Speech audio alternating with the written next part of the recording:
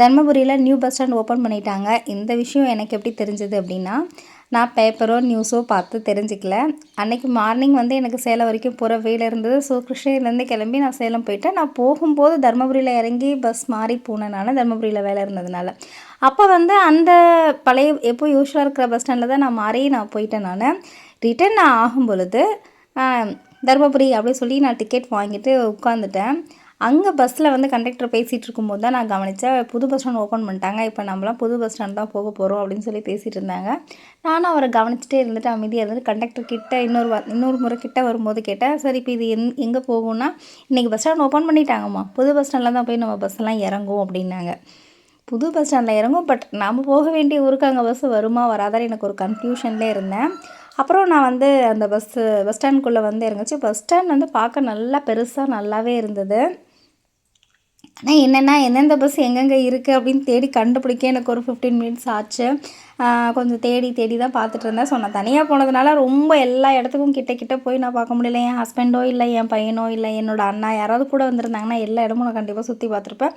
ஆனால் நல்லா ஸ்பேசியஸாக இருந்தது. பக்கத்துலலாம் நல்லா இடம் விசாலமாக இருந்தது.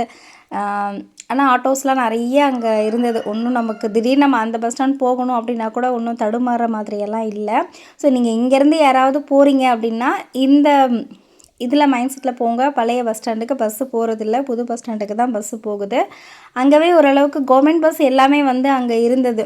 நான் போன டைம் பார்த்திங்கன்னா எங்கள் ஊருக்கு எனக்கு பஸ்ஸு கிடச்சிது. இந்த மாதிரி ஆர்ச்செல்லாம் போட்டு சூப்பராக இருந்தது. பார்க்க பஸ் ஸ்டாண்ட் ரொம்ப நல்லா இருந்தது.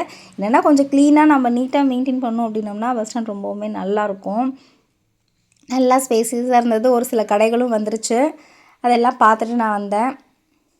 ரிலாக்ஸ்டாக வந்து நான் டென்ஷனோடு போனேன். என்னடா பஸ் இருக்குமா, இல்லை நம்ம இங்கேருந்து ஏதாவது ஷேர் ஆட்டோ பிடிக்கணுமா அப்படின்ற மைண்ட் செட்டில் நான் இருந்தேன். இது எங்கே இருக்குது, பஸ் ஸ்டாண்ட் எங்கே இருக்குன்னா சேலம் ரோட்லேயே இருக்குது. நம்ம தர்மபுரியிலேருந்து நம்ம பஸ் வரும்போது ஜிஹெச் வழியாக வரும் இல்லையா, அந்த மாதிரி வராது போல் இனிமேல். டவுன் பஸ் தான் வந்து நமக்கு ஜிஹெச், நெசவாளர் காலனி, ஜிஹெச் அப்படி அந்த மாதிரி வரும் முன்னே.